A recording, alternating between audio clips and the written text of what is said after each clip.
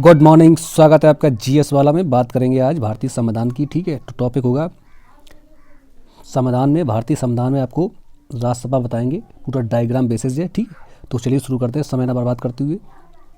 ठीक है, विधायिका, जैसे कि देख सकते विधायिका, विधायिका के अंदर आती है संघीय विधायिका और राज्य की विधायिका। ठीक है, संघ की विधायिका, सेंटर की विधायिका और राज्य की विधायिका। विधायिका में संसद, संसद ठीक है, संसद को कैसे बना है? संसद बना है राज्यसभा, लोकसभा और राष्ट्रपति, तीनों को मिलाकर संसद का निर्माण हुआ है। ठीक है, राज्यसभा, जैसे कि राज्यसभा है ये उच्च सदन है, उच्च सदन है, और लोकसभा ये निम्न सदन है। ठीक है, राज्यसभा उच्च सदन क्यों उच्च सदन है? क्योंकि ये कभी विघटित नहीं होती। ठीक है, राज्यसभा कभी विघटित नहीं होती। लोकसभा हर 5 वर्ष में विघटित हो जाती है, और इसका चुनाव प्रत्यक्ष रूप से होता है जनता द्वारा लोकसभा का, और राज्यसभा का अप्रत्यक्ष रूप से होता है। ठीक, जनता द्वारा इसका चुनाव नहीं होता है। ठीक है, राज्यसभा का। ऐसे ही राज्य की विधायिका के अंदर, राज्य की विधानमंडल में कौन कौन होते हैं? जैसे कि सेंटर में राष्ट्रपति होता है, ऐसे राज्य में राज्यपाल होता मैन, उसके अंदर विधानसभा और विधान परिषद। इसमें विधानसभा निम्न सदन है, विधानसभा निम्न सदन है, समझ गए? ये निम्न सदन है, और विधान परिषद उच्च सदन है।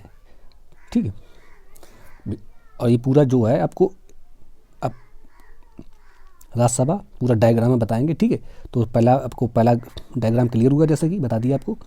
ठीक है, चलिए अगला पॉइंट देखते हैं।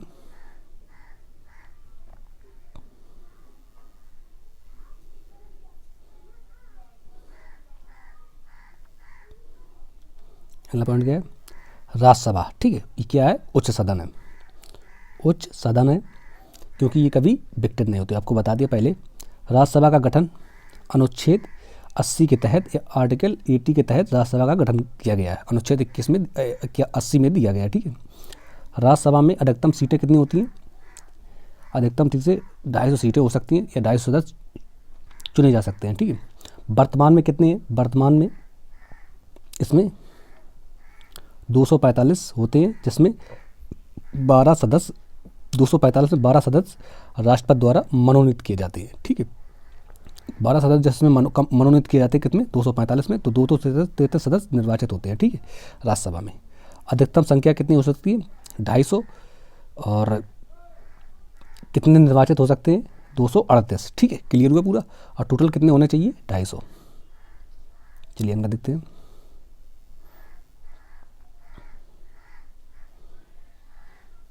राज्यसभा के सदस्य की संख्या कहाँ से, किस राज्य से कितने आते हैं? ठीक है, तो राज्यसभा में सबसे ज़्यादा उत्तर प्रदेश से 31 सदस्य चुने जाते हैं, ये निर्वाचित होते हैं। महाराष्ट्र से 19 सदस्य, और तमिलनाडु से 18 सदस्य, और बंगाल और पश्चिम बिहार से 16 सदस्य चुने जाते हैं। राज्यसभा से 31 सदस्य होते हैं उत्तर प्रदेश में। ठीक है, और लोकसभा से 80 सदस्य, लोकसभा से 80 सदस्य होते हैं। 80 सदस्यों की संख्या होती है, या 80 सीटें होती है लोकसभा की, और राज्यसभा में 31 सीटें होती हैं, ऐसे मान लो। ठीक है, अगला पॉइंट देखते हैं।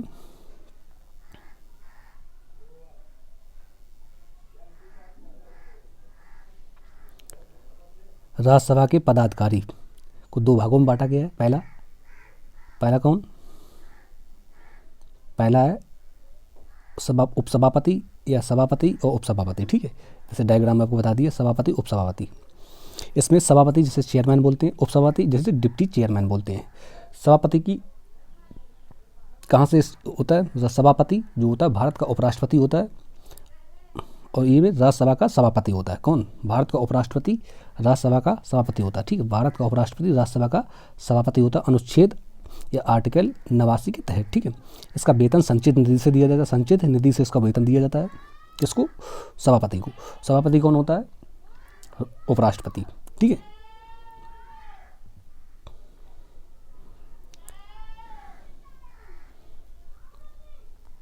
बात करें किसकी?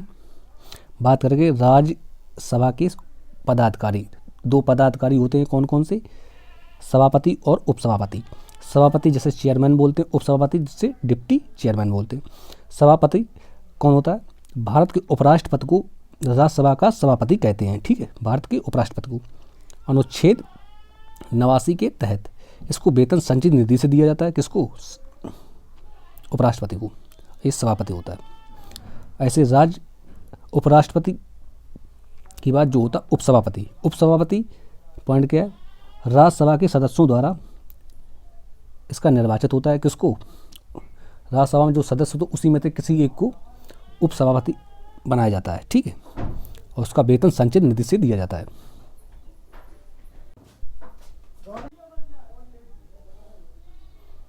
क्लियर हुआ? अब बात करेंगे राज्यसभा में इसका निर्वाचन। राज्यसभा का निर्वाचन कैसे होता है, इसका कार्यकाल क्या होता है और इसकी शिक्षा। तो सबसे पहले निर्वाचन देखते हैं, इसका चुनाव। ठीक, निर्वाचन मतलब चुनाव। अनुच्छेद 80 के 4 के द्वारा विधानसभा के निर्वाचित सदस्य द्वारा राज्यसभा का सदस्यों का चयन किया जाता है या निर्वाचित होता है। ठीक है, कैसे? विधानसभा के निर्वाचित सदस्यों द्वारा राज्यसभा के सदस्य का चयन किया जाता है या निर्वाचित होता है। ठीक है, समझ गए? विधानसभा के जो सदस्य होते हैं, अर्हताएँ मतलब ये शिक्षा अनुच्छेद 80 में कहा गया, इसके बारे में दिया गया इसको कौन कौन सी क्वालिफिकेशन होनी चाहिए। पहला पॉइंट, भारत का नागरिक होना चाहिए। दूसरा पॉइंट, 30 वर्ष की आयु पूर्ण हो, तब वो 30 वर्ष की आयु पूर्ण कर चुका हो। तीसरा पॉइंट, किसी लाभ पद पर ना हो और विकृत मस्तक का ना हो। चारों पॉइंट क्लियर हुए और तब वो राज्यसभा का सभापति चुना जा सकता है। ठीक है, अधिकतम आयु कितनी होनी चाहिए? 30 वर्ष, तब वो सभापति, तब वो उसमें चुना जा सकता है राज्यसभा का सदस्य। ठीक है, राज्यसभा का कार्यकाल कितना होता है? ये एक स्थायी सदन है, आगे बता दिया था मैंने, स्थायी सदन है। स्थायी सदन मतलब कभी ये विघटित नहीं होती है, और राज्यसभा कभी विघटित नहीं होती है। अनुच्छेद 80 के 3 के तहत इनका कार्यकाल 6 वर्ष होता है। किसके? राज्यसभा के सदस्यों का कार्यकाल 6 वर्ष होता है, और प्रत्येक 2 वर्ष में 1/3 सदस्य सेवानिवृत्त हो जाते हैं। ठीक, प्रत्येक 2 वर्ष में 1/3 सदस्य सेवानिवृत्त हो जाते हैं, उतने दूसरे नहीं आ जाते हैं। ठीक है, इनका कार्यकाल 6 वर्ष होता है। ठीक है, अगला देखते पॉइंट।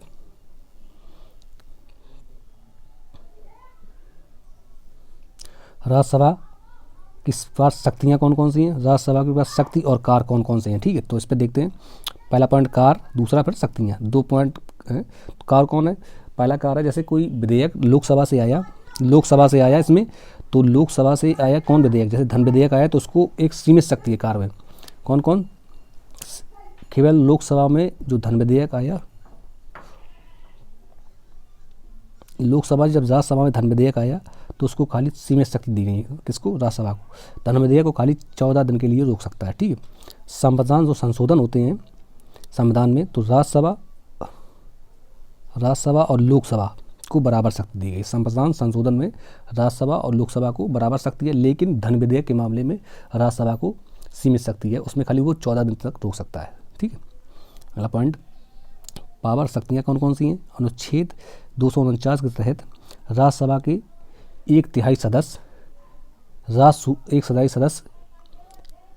राज्य सूची के किसी भी विषय को राष्ट्रीय महत्व दे सकते हैं। ठीक है, राष्ट्रीय महत्व की घोषणा कर सकते हैं।